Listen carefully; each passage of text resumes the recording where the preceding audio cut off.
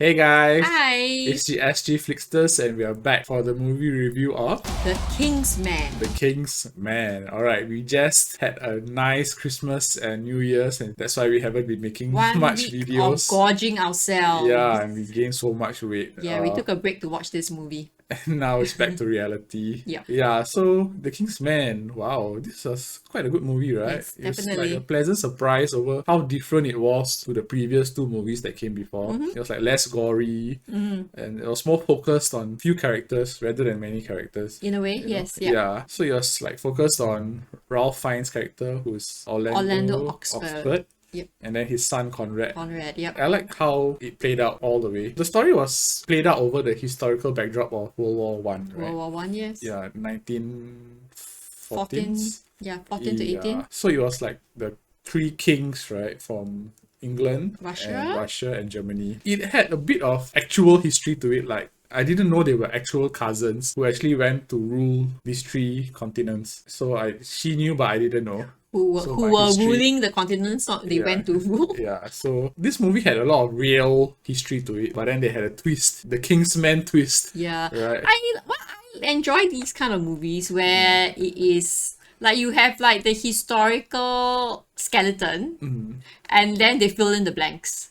Yeah. Right? So it's kind of like if you didn't, it could easily be mistaken as a historical film, but it's not. It's not. Completely not. It's not. But it was It's taken good. real life characters from the past Yeah. and real life stories from the past, but then they added And the the things Kingsman here to and it. there. Yeah. yeah. It felt like Forrest Gump. You know, Forrest Gump Kinda, also yeah. had this historical backdrop, right? Yeah. Like actual historical people, and then he's meeting all the historical people. Yeah, I like that about it. Yeah, I thought it's very good storytelling. Yeah. You know yeah. how they kind of like it's like almost like it could almost be conspiracy theory, right? That there is actually one guy who's pulling the strings to spark World War One. Yeah. So then to continue World War One. I thought it was very good storytelling, and Yeah. I mean I thought it was such a like you need a really good imagination. So the writers, Yeah. It's a much more serious story, right, compared to the first two Yeah. movies. You know, it had more weight to it, emotional weight as well, with Ralph Fiennes' journey. yeah, with the but it still had that humor. That quirky British humor, right? Yeah, it was quite funny. Throughout the story, there was a lot of shocking moments. There's a lot of moments you're like, you know, and then the most moment was when Conrad actually died Yes. in war. So it's a very war movie also. There's a lot of scenes like Saving Private Ryan, you know, in those like war zones with shooting and then the two sides Yeah. and the no man's land in the middle. And the running with like Yeah. carrying your what Carrying your half-dead comrade. comrade on their shoulders and running across the battlefield.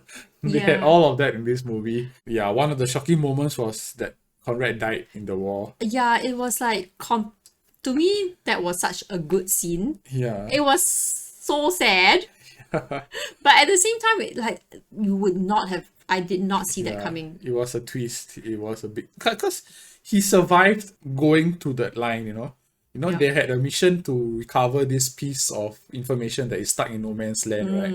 So at night they all crawled out, right? Yeah. And then all of them died except for him.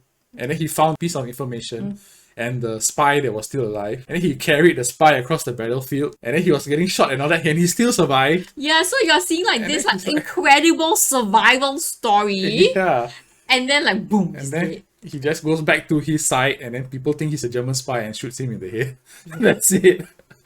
You know, It was after- really yeah. such a like oh crap kind of moment. Like Yeah, how could like, that have happened? After all that he experienced, and then he's dead. Yeah, and I was also thinking about the poor father. Yeah, because the father didn't want him to go to the war, you know. Yeah, and I guess they had built up that father-son story so much. Yeah. And We felt for him. yeah, and I think like when he was in the no man's land, he actually did say that I should have listened to my father. Yeah. I also thought that was such a poignant. Yeah, he was Scene. like suddenly realized, right, how brutal this war is. Yeah. And then I think he sort of regret. Like he knew that he might lose his life at any moment. Yeah, so it was, I thought that was a really, really good scene. Yeah, so this scene and a few others actually was the backdrop of Ralph Fiennes' journey throughout this movie. So he started off as this very cynic character who didn't really like the war, who didn't think that dying for country was He's pacifist. Yeah. Is that what they call it, pacifist? pacifist. He didn't think about dying for his country. He think it was a waste of time. Yep. You know, and then throughout this journey, and then in the end, he sort of took over his son's character, because the son's character was like, you know, I'm going to fight for my country. I'm going to do the right thing and all that. So he sort of took over his dead son's character. I think that part of the mission of the son, which is to do the right thing for the sake of the country. But I don't know if he still felt like dying for your country is honorable. So, other than the two main characters, there was a few other standouts to me. And I think one of the biggest standouts is Rasputin. Of course. Nobody can deny that Rasputin was such a character in this movie. You know, he wasn't the main villain of the movie. He was just a side villain. But then to me, he should have been the main villain. You know, he was on that level. He had this weird character about him, right? I don't know if he was really taken from how the real Rasputin was like. But I think the real Rasputin was also like out the world. otherworldly. Is it? Yeah. He did seem to have powers of healing, and then he had like a lot of vices with women and then young boys. I Yeah. don't know. I didn't really enjoy that part of Rasputin. Yeah, but then as flamboyant as he is, his fighting scene was incredible. Yeah. Right? That Russian fighting scene. Like he was doing a Russian dance and fighting at the same time. Funny lah, That yeah. was amazing. I was like, wow, jaw drop at that moment. You know, like the twirling, like that was amazing, lah. It's such How good they choreographed choreography. it. Yeah, that's just what I was thinking. I guess it could have been cheesy, but it wasn't. Yeah, they did it very well. Yeah. Yeah, and then it was so hard to kill him also. Like their mission was to kill him, and then they had so much, like a bit of humor was there also. Like they were trying to get Conrad to go and flirt with Rasputin so that he might he can lure him to kill him. That did not work. That did not work. Yeah, so in the end, the father had to go and do it. And then that part was very funny. And then they did so many things to try and kill him, but he just couldn't die. And then in the end, one of the spies shot him in the head. Yeah, and we did go and read up about like the real Rasputin, and apparently he did that, like kind of Yeah, it really did follow his history. mirrored the way he and was then killed how he died. in a way. Yeah, how he lived his life and how he died. Yeah. Yeah, so that part was a bit accurate. It was a reimagining. Yeah. Okay, so now the bad. So some of the things we didn't really enjoy is I thought that the main villain of this movie was not very interesting. You know? Like it was very predictable because the main villain is actually a person in the British army who was actually like the right-hand man to the general, right?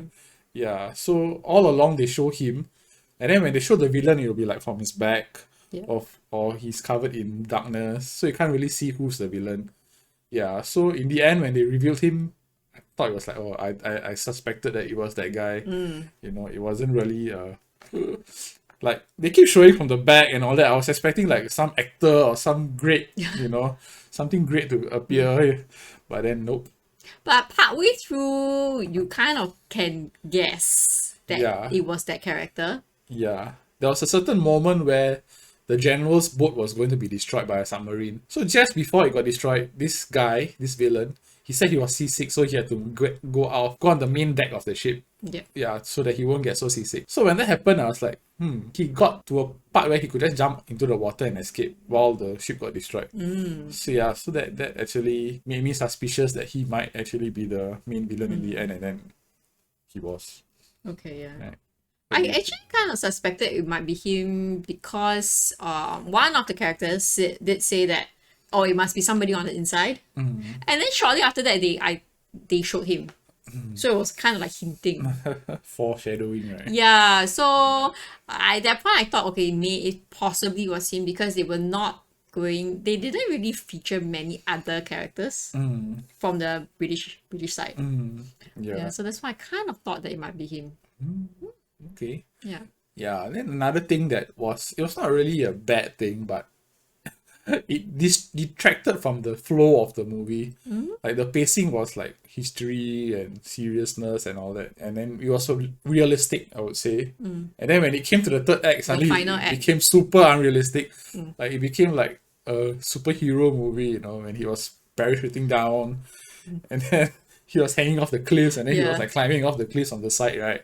I That know, was a so bit- it's like that was a bit unrealistic. Like there's no way. like were they trying to make it like he's a super spy? But it made it seemed more like a superhero kind of thing. It's what you Yeah. expect Captain America Yeah. to do instead of James Bond. You know? It's a bit unrealistic at some of the scenes at the end, but yeah. Yeah, what entertaining, but it was a bit too over the top. Yeah, it just like detracted from how realistic the movie was in the beginning and the middle. Although there were some scenes that were not realistic dotted throughout the movie. Like the dance, The dance fight. Russian dancing. Was it ballet? I don't know. He was doing like Like some pirouettes yeah in the midst of a sword fight. sword fight. Yeah, I want to watch that again. Just that scene of him Yeah, doing me the too. dance fight. Okay, so how much would you give this movie? I would give it a 4.5 Wow, out of 5. 4.5. Mm. I'll give it a 4.5 too. Oh wow! Yeah, What does it I say did about us? enjoy it. I enjoyed it very much. Me I too. did, especially a lot of those scenes that was like shocking, and those emotional scenes that we didn't really get in the first two Kingsman movies. It was in abundance in this movie, and yeah, we appreciated it very much. Okay, so highly recommend. Highly recommended. Yeah, and you don't have to watch the first two Kingsman movies to appreciate this movie. There is some references here and there, but this is the origin story of the Kingsman. Yeah. Thanks guys for watching our movie review of the Kingsman. Yeah, if you like this video, please give it the thumbs up and also subscribe to our channel. Okay, bye Thanks. guys. Bye bye.